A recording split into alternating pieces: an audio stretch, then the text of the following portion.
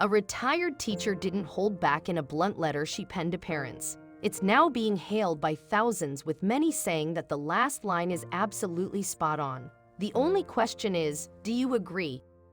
Lisa Robertson, a retired teacher, made huge waves when she decided to put pen to paper and make known her feelings about the atmosphere in today's public school classroom.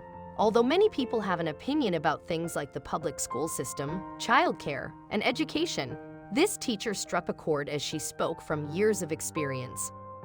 As others question why American students are seemingly falling behind other nations, the retired teacher wrote her letter and submitted it to her local newspaper, which printed her opinion in black and white.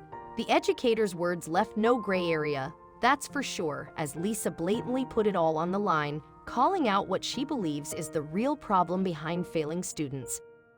As a retired teacher, I am sick of people who know nothing about public schools or have not been in a classroom recently deciding how to fix our education system, Lisa Robertson wrote. Then, she got to what she believes is the root of the issue. The teachers are not the problem. Parents are the problem. They are not teaching their children manners, respect, or even general knowledge of how to get along with others, she boldly declared. The children come to school in shoes that cost more than the teacher's entire outfit, but the kids have no pencil or paper. Who provides them? The teachers often provide them out of their own pockets, and obviously frustrated, Lisa furthered. Then she went on to ask numerous questions that some of these parents might not like the answers to. When you look at schools that are failing, look at the parents and students. Do parents come to parent nights? Do they talk with teachers regularly? Do they make sure their children are prepared by having the necessary supplies? Do they make sure their children do their homework? Lisa Robertson asked rhetorically. Do they have working telephone numbers? Do the students take notes in class? Do they do their homework? Do the students listen in class, or are they the sources of class disruptions? Lisa continued before concluding, when you look at these factors, you will see that it is not schools that are failing but the parents. Teachers cannot do their jobs and the parents' job.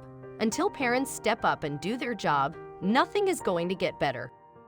Of course, the truth hurts, so for some, these words might sting a lot more than they do others.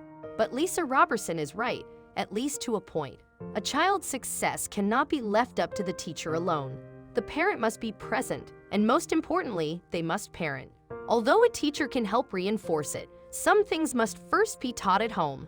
For starters, it is not the school's job to teach our children fundamental manners and respect, or be the first to introduce them to the concept of responsibility. Those basic principles should be learned at home, taught by the parents before the child ever steps foot into a school classroom. Teachers are there to educate the children on things like reading, writing, and math. That simply can't be done if the child doesn't know how to behave. It might be hard to hear, but if a child is failing, before a parent points the finger anywhere else, they should do some self-reflection to make sure they are living up to their own expectations and responsibilities. Parents are a child's first teachers after all.